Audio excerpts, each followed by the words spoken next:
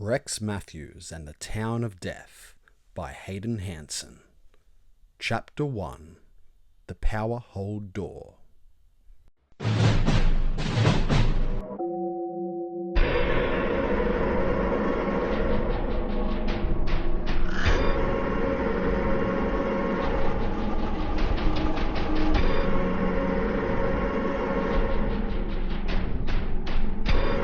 Rex, get up now! Mrs. Matthews' voice, usually so warm, was sharp with urgency. It cut through the morning quiet of the small, cosy house in O'Grotley village. Rex stirred under his quilt, blinking sleep from his eyes. "Dad is waiting for you outside," his mother called up the stairs. "And hurry!" Zuertmote is coming tonight to talk with us about your school for the year. That got Rex moving. He tumbled out of bed, his heart giving a leap of excitement. School? A real magical school. "Okay, Mum, I'm up," he shouted back, pulling on his trousers and a worn-out jumper. "The same school we went to 19 years ago," his mother added, her voice softening as she appeared in his doorway, a fond, distant look in her eyes. Downstairs, the smell of frying eggs and toast filled the air. Rex scarfed down his breakfast while his mother fussed. "Don't forget, Zuertmote will be here any minute," Mrs. Matthews said, striding into the kitchen. He was a tall man with kind eyes, but today they were shadowed with concern. "Rex, hurry up and give me that hammer from the shed. The fence post out back is loose." "Right away, Dad," Rex said, stuffing the last piece of toast into his mouth and darting outside. The afternoon sun was warm on his face as he handed the hammer to his father. They worked together in comfortable silence, the rhythmic thump, thump, thump of the hammer, a familiar sound. Rex loved these moments, the simple, solid presence of his dad. He couldn't imagine anything ever changing. "Dinner is ready," Mrs. Matthew called from the back door. "Coming, Mum," Rex replied. "Zuertmote will be here any minute now," Mrs. Matthews repeated, wiping his brow as they walked towards the house. But as they reached the back step, the air grew cold. An unnatural silence fell over the garden, the birdsong cutting off abruptly. Then she appeared. A woman, tall and gaunt, with eyes like chips of black ice, stood at the edge of their property. She hadn't walked there. She had simply materialized from the gathering dust. A witch. Rex felt the word in his bones before his mind could form it. Her gaze locked onto Mr. Matthews. "Jack Matthews," she hissed, her voice like dry leaves scraping on stone. Mr. Matthews shoved Rex hard towards the house. "Get inside, Rex, now!" But Rex was frozen.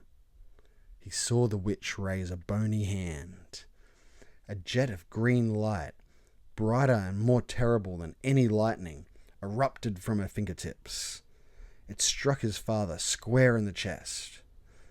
There was no scream, just a dull thud as Mr. Matthews fell to the ground, his eyes wide and unseeing. A scream tore from Mrs. Matthews' throat. "Jack!"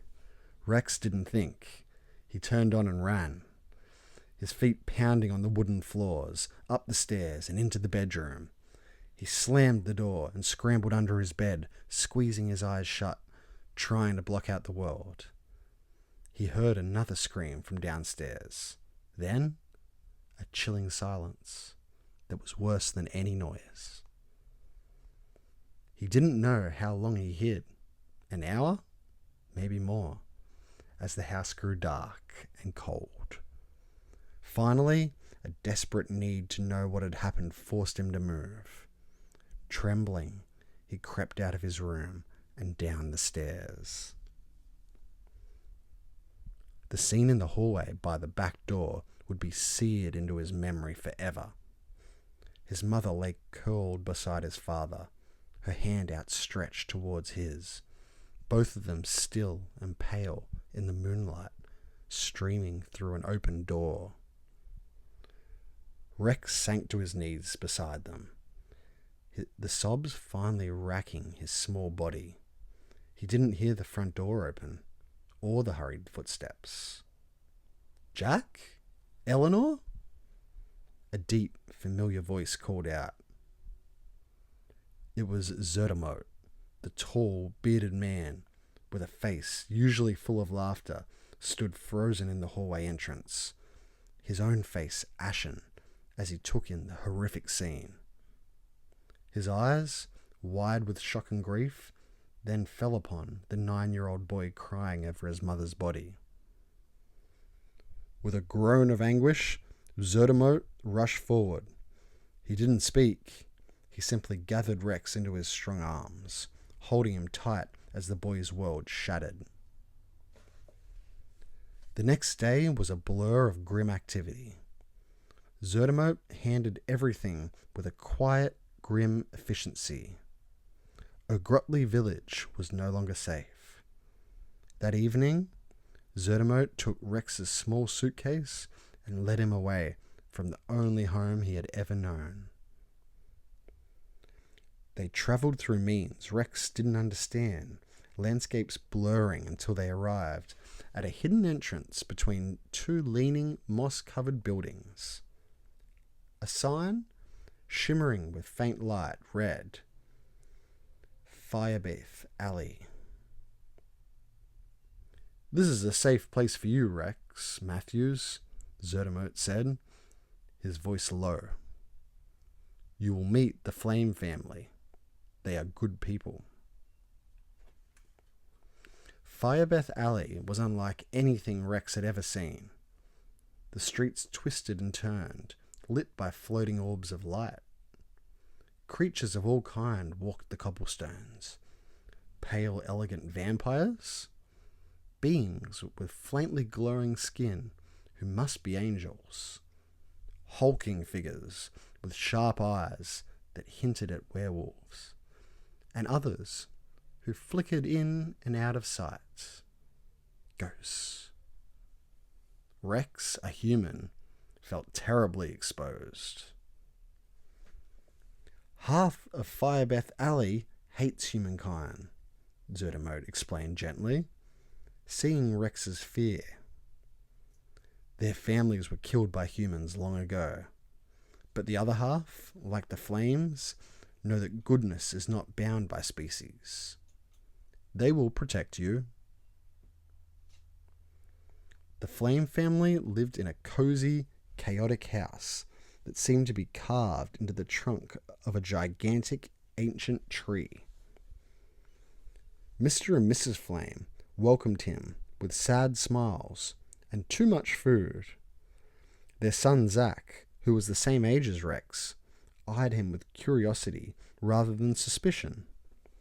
That night, as Zuertmote tucked him into a strange bed in a room he shared with Zach, Rex felt a small spark of hope. "Zuertmote," he whispered in the darkness, "can I have a pet dragon to play with every day?" Zuertmote chuckled softly, a sad sound. "Ah, Rex, dragons are not pets, especially not Dragon Light. He is a very bad dragon. Now sleep. In 5 weeks, you will start at the best school in Kebert Magic World. Your mum and dad went to the very same one." Over the next few weeks, Rex learned more.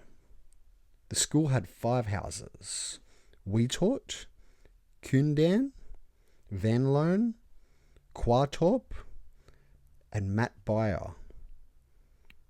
5 out of 3 are good, Zuertmote said mysteriously. "And the other 2? Well, let's just say their founders had different ideas. One night, exploring the Flames' vast library, Rex found a dusty book holding the school's history. He traced the names of the school's founders, all long dead. Sam Zuertmote died 1047. Beck Elena Kusil died 1512. Cindy Vanlone died 1269. Sheen Quatorp died 1489.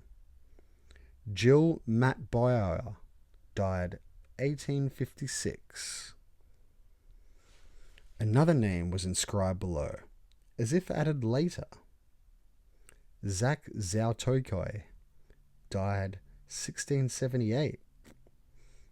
The book detailed a great fire in 1700 that took 37 years to rebuild from, and the school's prosperous reopening. "Rex, time for bed," Zuertmote said, appearing in the doorway. "You have a busy day tomorrow. Your first day of school." Rex was too excited to sleep much. The next morning, Zuertmote woke him at 6 a.m. "The power hold door will be open soon," he said, handing Rex a toast slathered in jam. "What is the power hold door?" Rex asked, his mouth full. "It's a great magical archway," Zuertmote explains. "It is the key that arrives you at the school door. It opens at 9 a.m. and closes at 12:22 p.m. You must go through it between 8:59 and 9:12. The older students will have a later window." At 9:04, clutching his bag, Rex followed Zach Flame towards a shimmering, silvery archway in the center of Firebethe Ally. Taking a deep breath, they stepped through together. There was a sensation of being squeezed through a rubber tube, a whirl of colour and sound, and then his feet hit solid ground. At 9:09, Rex and Zach arrived at the Kebert School of Magical Arts for the very first time. The Great Hall was enormous, with ceilings that looked like the night sky, floating candles, and hundreds of students watching them. At the front stood Professor Zuertmote, a severe-looking witch with a tight bun. "The raptor jumper will sort you into one of the 5 houses: Zuertmote, Cunandan, Vanlone, Quatorp, or Matbyer," she announced. But first, a kind-faced wizard, Professor Duncan, had a few words. "Welcome, first years. I'm pleased to announce that Professor Baker has returned to the school and will be resuming her post as teacher of magical theory. Thank you." Professor Zuertmote then unrolled a long parchment. "When the raptor jumper, a small enchanted fossil, calls your name, step forward." Jackie Longtane, a confident girl, strode up. The raptor jumper, hovering over her head, glowed blue. "You have a smart brain and a love for your fellows. It will be Vanlone." "Jim Maxwell." The jumper glowed a murky brown before declaring, "Quatorp." "Fraser Martin." "Matbyer." "Zach Flame." "A flame? I know what to do with you. It will be Vanlone." Then Professor called, "Rex Matthews." A whisper rippled through the hall. "Matthews? The son of Jack and Eleanor? The human?" Rex walked forward, his heart pounding. The raptor jumper hovered before him, humming. It seemed to delve into his very soul, touching the grief, the anger, the memory of green light. Human blood, it whispered, its voice echoing in the silent hall. And death, but also great loyalty. It will be Vanlone. Relieved, Rex joined Zach and Jackie at the cheering Vanlone table. A girl with bright red hair smiled at him. Hello, Rex. I'm Katie. Your mum and dad were friends with my mum and dad. Rex felt a pang, but also a connection. As he turned to talk to Zach, who was already deep in conversation with Jackie, he noticed Katie's older sister, a prefect, watching him intently. Zach, Zach, Zach, Rex said, nudging his friend. What, Rex? Your sister keeps looking at me. Zach grinned, probably wondering how a human got into Vanlone. Don't worry about her. Soon, the Vanlone prefect led them to their common room, hidden behind a tapestry. The password is Vampire's Punch, she said. The wall slid aside. The common rooms was spectacular, draped in deep blue and silver. Boys' dormitories are up the left staircase, vampire themed. Girls are up the right, witch themed. That night, as Zach and Rex talked excitedly in their beds, which were shaped like coffins, much to Rex's amusement, they didn't notice a certain redhead girl, Katie, quietly listening from the staircase. The next day, Rex and Zach were exploring the labyrinth school corridors when a sharp voice stopped them. Flame! Matthews! Get here now! It was Professor Futh, the tiny bird-like charms master. What is it, Professor? They asked in unison.